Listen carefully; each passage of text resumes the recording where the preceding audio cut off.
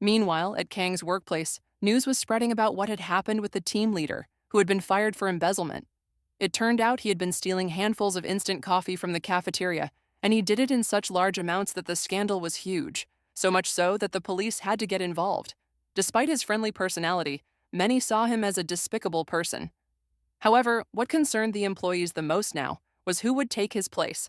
According to rumors, the new manager would be a woman with a somewhat unstable personality who had been fired from her previous job because of a romantic scandal. While the other girls continued laughing over the gossip, Kang was lost in thought, silently cursing everything around him. He didn't know what to do. He still had Lena's reaction on his mind and didn't understand what it meant or what she was planning. He even suspected Lena was up to something. He wondered if it would affect her relationship with Zio, or if he could keep treating her the same way as before. Lena hadn't called him since they exchanged glances, and he didn't know whether she had already told Yurin everything. His head hurt so much that he couldn't concentrate on work. He knew the girls would return home, but he wasn't sure how to react when he saw them again. He cursed his situation once more, because whether he liked it or not, he would have to keep seeing them. So much so that he began to wonder what he should do from now on. Without realizing it, he let out his frustration out loud, which caused everyone in the office to look at him. His boss asked if he was having another nervous breakdown and suggested that if he was feeling unwell, he could go home. Kang immediately denied it, insisting that he was fine, although internally he let out a weary sigh. He had no idea what to do. On top of that, he was starting to feel dizzy. All he really wanted was to quit his job and move far away.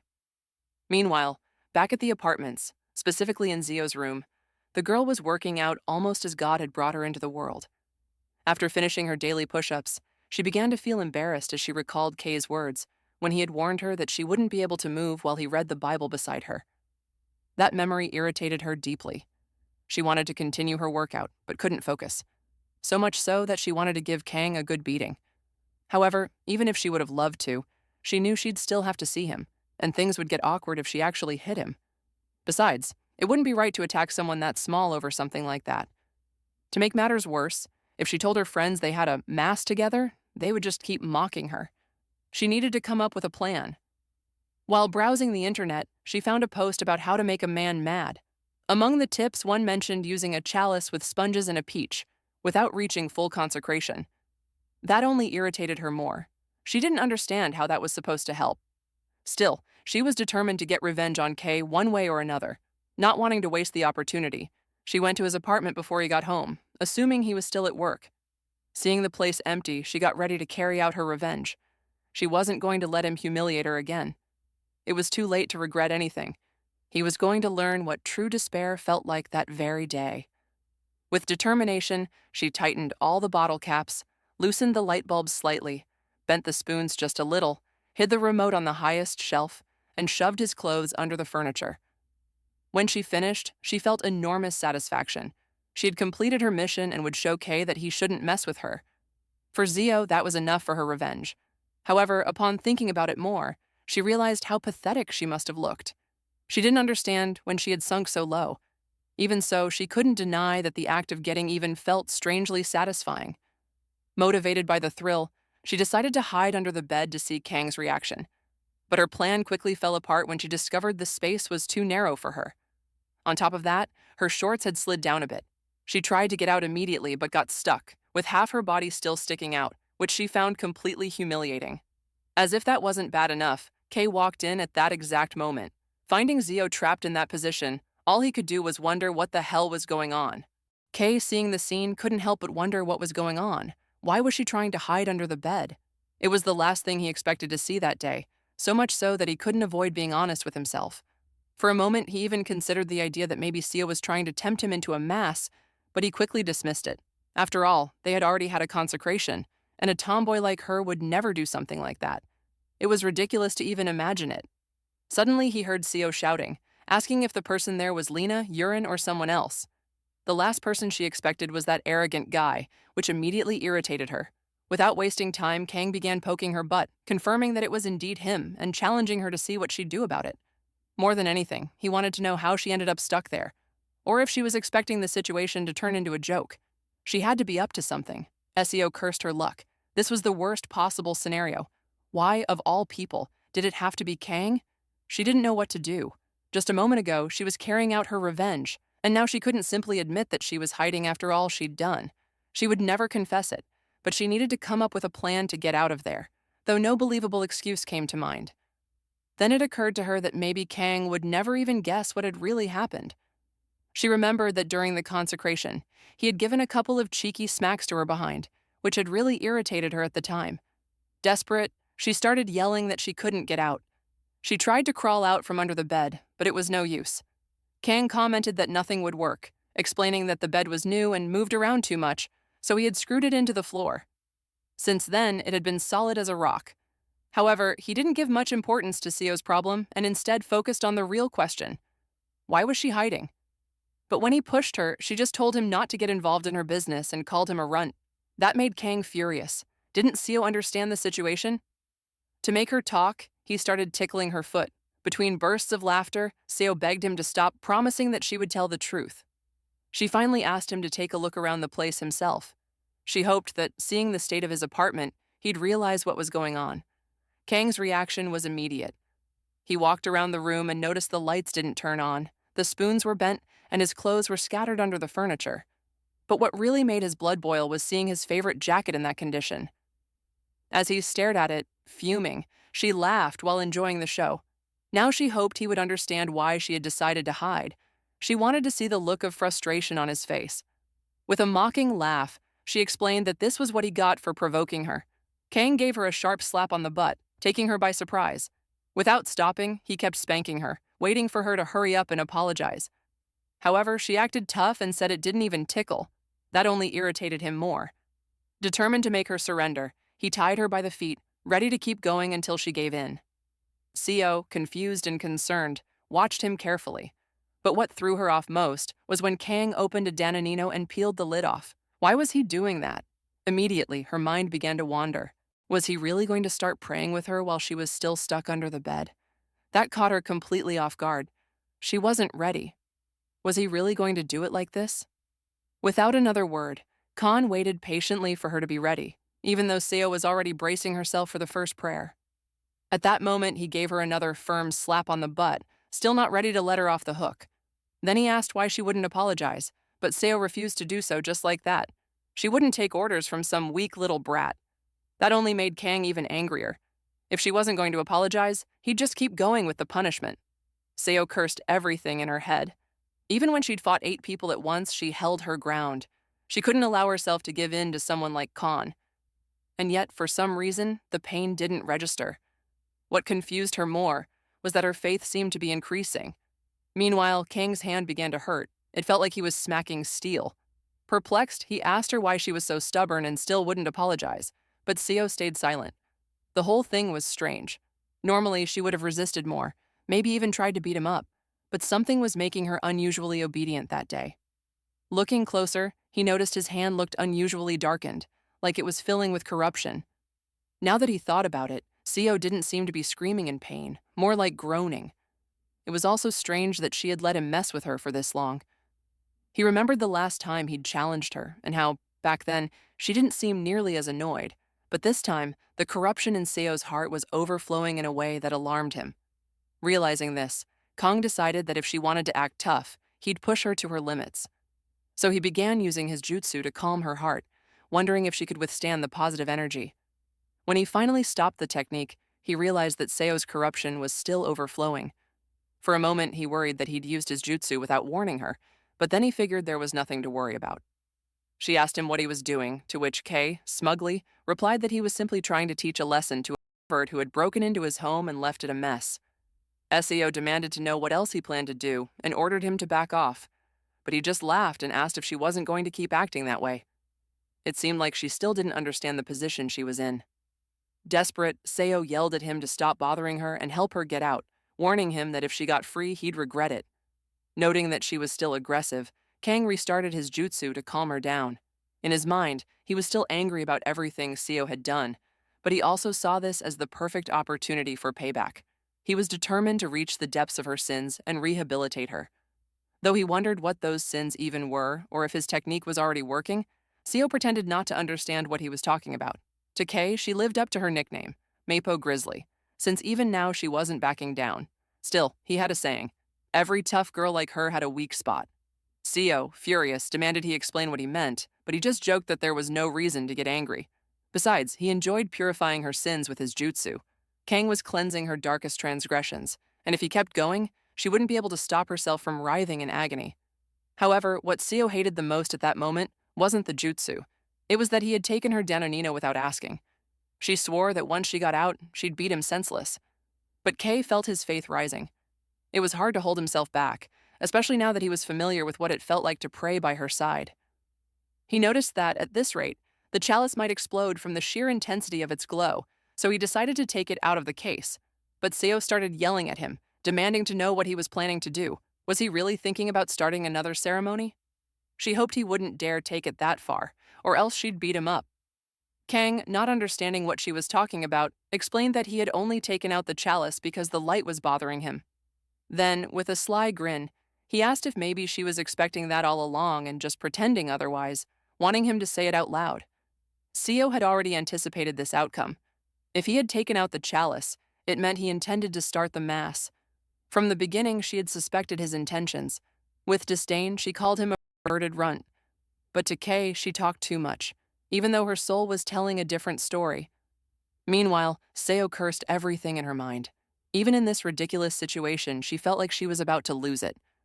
If Kay started reading the Bible now, she wouldn't be able to hold herself back, especially because if he saw her having another divine revelation like last time, he'd get all smug again and tease her endlessly.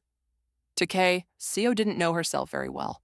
She could say whatever she wanted about refusing a ceremony, but he was sure that once the prayers started, she'd end up asking for more. It was only a matter of time before she would call him Master, with her own words. Meanwhile, Yurin couldn't stop going over everything in her head. It seemed strange to her that Seo would get so nervous when talking about Kay. After all, that wasn't like her at all. And since the only guy around was him, it made her even more suspicious. It felt like Seo was hiding something. Then she remembered that Seo hadn't asked anyone to go to Kang's place lately, which led her to think that maybe he was blackmailing her. She even imagined Kay taking pictures of her dressed like a maid. The thought horrified her and convinced her that she had to go save her. Just then, Lena called Yurin and told her that since she wasn't home, they'd order pizza as a treat. She was feeling a bit hungry. Yurin immediately got excited and asked if it was bulgogi pizza, to which Lena confirmed. That made her so happy she couldn't say no. It had been a long time since she'd had one. Lena, on her part, smiled mischievously. She was determined not to let Yurin ruin this exciting moment. Besides, it wouldn't be as fun for Kang if they ended up catching him. Back with Seo and Kay, the girl was insulting our proto-man, refusing to forgive him. To her, he was a coward. How could he take advantage of someone defenseless? She asked if he really thought he could make her submit to him. Yet in her mind, she was already wondering whether he would start reading the Bible like last time. So fast it had caught her off guard. However, she noticed he hadn't started reading yet. Kang let out a small laugh. He found Seo's reaction funny and just wanted to tease her. She irritated him so much. But deep down, even if he tried to deny it, it felt like he actually wanted to have another mass. That thought made Seo blush so hard her whole face turned red. Furious, she yelled at Kay to shut up, saying she was just caught off guard. How could he think someone as weak as him could guide her to God? She hoped he wasn't being that arrogant and warned him to prepare himself, because later she'd beat him up, calling him a child. That last comment enraged Kay even more. He hated that nickname. He knew Seo saw him as a loser and was making it clear she would never bow to him. He was about to let her go, but if she didn't change her attitude, he had no choice but to keep reading, even if it was just the Bible's cover. Seo, on her end, thought that if Khan really wanted to sprinkle her soul with holy water, fine, he could try. So far, all he'd done was read the cover. The ceremony hadn't even started. That was starting to annoy her. Impatiently, she told him that if all he wanted to do was play around, he should just let her go. But at that moment, she felt something stir in her heart, something different from usual when the Bible was read. Her faith was growing steadily. Kan, meanwhile, even though he was only playing with her, began to wonder if maybe he should stop. At this rate, he'd have to go get the holy water. His plan had been to tease her a little and then let her go, but after glimpsing the outer edge of her soul, he saw a corruption that intrigued him. Even though he was trying to provoke her, it was he who didn't want to stop reading the cover. Seo, for her part, was mentally cursing everything. Even though he was only reading something insignificant, she could feel her heart reacting, and that made her anxious. At that moment, she heard him say she still had time to admit she was wrong, because if she didn't, she'd end up begging later. To Seo, all of this sounded ridiculous. Did he really think she would have a divine revelation just from reading the cover? That wasn't going to work on her. Can was way too arrogant. This whole situation was absurd. He wasn't going to have it so easy this time. If he was just trying to test her, he shouldn't underestimate her just because they'd had a couple of masses. To her, this was still nothing but a silly game. Can was about to start reading the introduction when Seo shouted at him, asking if he was crazy. To her, starting to read the Bible at that moment was cheating. Wasn't he listening to her? But Can was already beyond listening. He was starting to feel peace. Seo, frustrated, ordered him to stop, not understanding the reason behind his actions. However, Can refused, feeling the faith growing in Seo's heart. At that point, Seo realized he wasn't going to listen to her, and even though she might be willing to accept a mass, he should at least wait a moment. But Can ignored her words and continued reading the introduction. If things kept going that way, Seo would soon experience another divine revelation. Before that could happen, Kan apologized and rushed off to get the holy water, ready to use it, which enraged Seo. Furious, she began screaming at him, asking if he had lost his mind, demanding that he read the Bible the same way as before. If he didn't, she warned, she'd end him. She was trying to make him react, but in Kay's mind, he couldn't believe he had only gone for the holy water after just reading the cover. He wanted to stand up, but his body wasn't responding, as if he had just been freed from a massive weight. Meanwhile, Seo was cursing everything. If Kang was going to proceed with the ceremony, he might as well have started the prayers from the beginning. But no, he had just used holy water on the cover, and that infuriated her even more. She was trying to break free. Kang slowly began to get up, realizing maybe he had been too harsh with Zio. He thought it would be best to help her out and apologize, until suddenly, a kick sent him flying across the room. Seo scolded him, demanding to know how he dared to play with her like that. With a threatening aura, she asked if he was ready for the consequences. Kay, still dazed, acknowledged in his mind that she was truly angry. Looking at her closely, she had the same expression as in that infamous video. He knew he had been rough with her, but he didn't want her to end his life while he was still so young, especially after all he'd done just to survive. However, Seo gave him one final warning. The chalice had to shine again, or she'd end him right there. This confused Can. He didn't understand what she meant by make the chalice shine again, or why it had to be done immediately. More than anything, he asked if she wasn't going to hit him, but Seo began kicking him, telling him to shut up and just do what she said. He talked too much and asked if he thought she enjoyed the preparations like some kind of toy. If that was the case, she'd finish him off. She also told him that if he was going to pull out the Bible, he might as well read the actual paragraphs instead of stopping at the cover, or else she would have had a divine revelation. But now, that moment was lost. Still, Kan begged her to wait. He would listen, he just needed her to stop. Seo gave him 5 seconds and started counting down. For Kan, that time was nowhere near enough to make the chalice shine again. He had used up every last drop of holy water. It wasn't something he could repeat at will, even if she tried to intimidate him. Seo didn't believe him, so she decided to hit him first before grabbing her guitar. Kan stopped her again, hoping she would listen. He wanted to have a proper mass too. The problem was, he couldn't make the chalice shine instantly. It only happened when his faith increased, something he couldn't control. He even suggested that Seo could help him achieve it. In her mind, she really wanted to punch him. It also annoyed her that his faith wasn't increasing with her right there, but she realized his explanation made sense. So even though it irritated her, she agreed. She asked Kan what she was supposed to do and urged him to explain how to make the chalice shine again, but he didn't understand what she meant. Seo took the chalice, since she had seen others do it before. However, Kan told her he didn't feel anything when she held it, which shocked her. In her mind, she wondered why he was acting like such an idiot. Before, he didn't need any help to make the chalice glow. What shocked her the most was the radiance now covering her entire hand. At that moment, Kan mentioned he was starting to feel pain and suggested that instead of pushing that, they should try something they used to do before starting a ceremony. Although he wouldn't force her, he was referring to cleaning the chalice. Seo didn't understand what he meant. She didn't know what Kay was planning, but she was sure it would be something boring. Whatever he asked, it would probably be easy, as long as she knew how to do it. Her goal was to make the chalice shine again and hold another ceremony that could last all night. However, when she heard Kan say clean it, she wasn't sure what exactly he meant, so she assumed it was something like what she'd seen in religious movies, which made her wonder if that was what he wanted. To her, that would be extremely embarrassing. Kan explained that it could help make the chalice shine immediately, but Seo shouted at him, asking if he really thought she would do something like that. Kang told her to forget it, that he was just joking and there was no reason to get mad. It was enough for her to just say she didn't want to do it.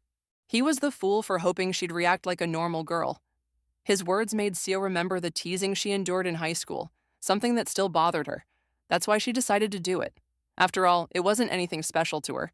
She wanted to move on and prove she shouldn't be underestimated, even though her face was visibly blushing. A little later, before she could do anything, Kan reminded her that she didn't have to force herself if she didn't want to, but she silenced him. She had decided to make the chalice shine again, immediately. Even though she had never cleaned anything like this before, she would try. It couldn't be that hard to restore the glow. She would make it happen, and they would have another ceremony. It just had to be like what she'd seen in those videos. But just as she was about to begin, she felt so humiliated by the act that she promised herself it would only be this one time. She would pretend to be a dokkan. With that thought, she began to clean the chalice. Kan, on the other hand, knew Seo probably had no idea how to do it properly, and that her technique wouldn't be very good. Even so, he could feel his faith growing, and at the same time, he felt like she was surrendering. She, who usually beat him up, was now helping clean the chalice like she really was a dako. However, he noticed she was only focusing on the rim. Even though her technique was clumsy, he felt a warmth in his heart. He could see how humiliated and annoyed Seo looked, but she was still doing her best to restore the chalice's glow. And that was driving him absolutely crazy. The most important thing was that he felt like he would lose to her if he let the chalice shine too easily. At that moment, he felt the corruption overflow in his heart. He thought he had already done enough for the chalice to shine again. However, despite all his efforts, it didn't glow like it had the last time. He realized the object seemed to lack light and strength, as if Kan were deliberately preventing it from working. She wondered if she needed to clean it more or if she was just not good at it. She felt like she had already done enough, until she saw Kan's expression. He was doing it on purpose. Annoyed, Seo sighed and said she was tired of this, and asked why he didn't just make the chalice shine already. But Kang nodded, claiming he was doing everything he could, though nothing was working. That irritated Seo so much that she began to wonder if he was treating her like a fool. She really needed to teach him how it was done. She had to make the chalice shine, just to get him to stop acting so absurd. But now that she thought about it, ever since they met, she'd noticed that Kan never took his eyes off two buns. Every time they met, he blushed because of them. Even during their first mass, he couldn't look away from them. She remembered Kan once saying that no man could resist good buns, especially if they were soft and big. That's when Seo decided to try a technique she had learned in Russia. The first time she cleaned the chalice that way, she immediately knew her revenge had begun. Kan became visibly nervous. The situation was clearly not going his way. On the other hand, she believed she had finally found the key. The chalice began to glow. She was now convinced that the boy's weakness was that Russian technique, because just seeing the object shine made it obvious that he liked buns. Still, she noticed it was her first time using that method, and she wasn't entirely sure how to apply it, so she simply tried a move to see if it worked. In response, Kan let out a faint groan. When she saw the chalice glowing brighter, she figured she was on the right track. It was easier than cleaning it the old way, and now she didn't feel intimidated at all. She knew manipulating Kan would be easier after discovering this. She hoped he would stop pretending to be tough. After all, they might have another mass soon. But then she stopped to think about something else. She wondered if the chalice Kang was using really glowed as much as it had the last time. Even though she knew the glow was supposed to be like that, she didn't remember it being this intense. Even when she tried to cover it with her hand, the light was blinding. She hadn't realized how bright it was until she looked closely. She wondered who would walk around with something like that, but it didn't stop her. To continue, she reminded the boy that even though she called him Nano, the chalice seemed taller than him, which obviously annoyed Kay a little. In his mind, he knew she was provoking him, though it was also his fault for teasing her in the first place. Still, that didn't give her the right to play with the chalice like it was a toy. Just as Sia was about to clean it again, Khan told her to let go of it. He shouted at her to stop looking at him like he was a cockroach, or if she planned to just sit next to him praying while he did nothing. It didn't mean much to him. He could leave if she wanted. But Sia replied that wouldn't help at all. Again, she used the technique she learned in Russia and told him it would take more than that to escape her. She asked what his problem was, or if he just wasn't enjoying the ceremony preparations. She also asked if he was about to start yuriing again. because just moments ago he was acting like a grown-up who could handle everything, and now it seemed like he was regretting it. Although Khan was about to deny it, Seo continued with her technique. She knew he still had some pride, but hoped he wouldn't bother pretending in front of her and would just give in. She asked how he felt after everything he had put her through, even though she figured he had already set his pride aside. Now all she needed to do was practice the Russian technique and make him pay for everything. She continued a bit longer, while Kang fidgeted nervously. He couldn't understand how Seo had concluded that he liked buns so much. He had just let his guard down for a moment. He hadn't expected her to use that kind of technique. Maybe she'd seen it in some religious film. Although he admitted it was a bit clumsy, which made him think it was her first time. She didn't seem to really know how to do it. She just appeared to be following her intuition. But for some reason, he noticed the chalice glowing stronger with every move. For him, his heart was starting to feel calm as he watched her apply her usual cleaning technique. But now, with the new one she had learned, it completely took him by surprise. He even thought he might be able to get the holy water at any moment. He couldn't react normally to any of it. He cursed himself for finding all of this so soothing. He couldn't go for the holy water now. He had acted tough for a reason. He wanted to teach Zio a lesson in manners. She, on her part, couldn't believe Kang kept pretending like nothing was happening, like he was holding himself back. It drove her crazy. Even if he acted like it meant nothing, she knew very well that he did like Russian techniques. She could clearly tell by how nervous he had gotten just moments ago. Seeing him like that made it even more entertaining to keep provoking him. She wondered if he had already realized who was the one truly embarrassed by the situation. That's why she didn't stop and continued her task without rest. Meanwhile, Khan cursed everything in his mind. He had no choice left but to go get the holy water. That's when Seo suggested they should probably stop, since she had put a lot of effort into making the chalice glow and didn't want to repeat what had happened earlier.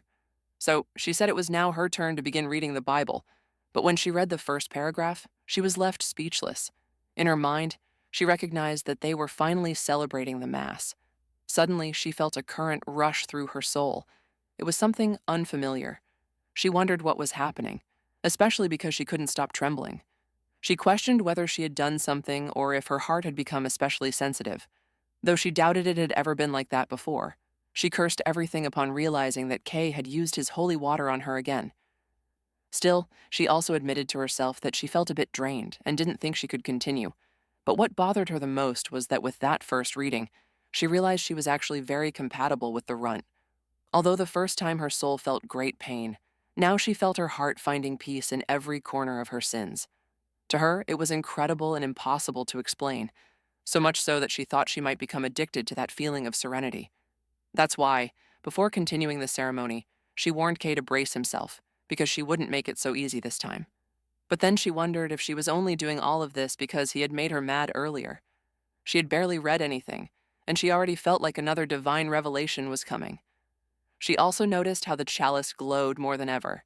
She questioned whether this was a side effect of the Russian technique she had used, but deep down she knew none of her efforts had been in vain. After all, he was the one who started provoking her, planning to enjoy the consecration all night long, right up until she was exhausted from being by his side.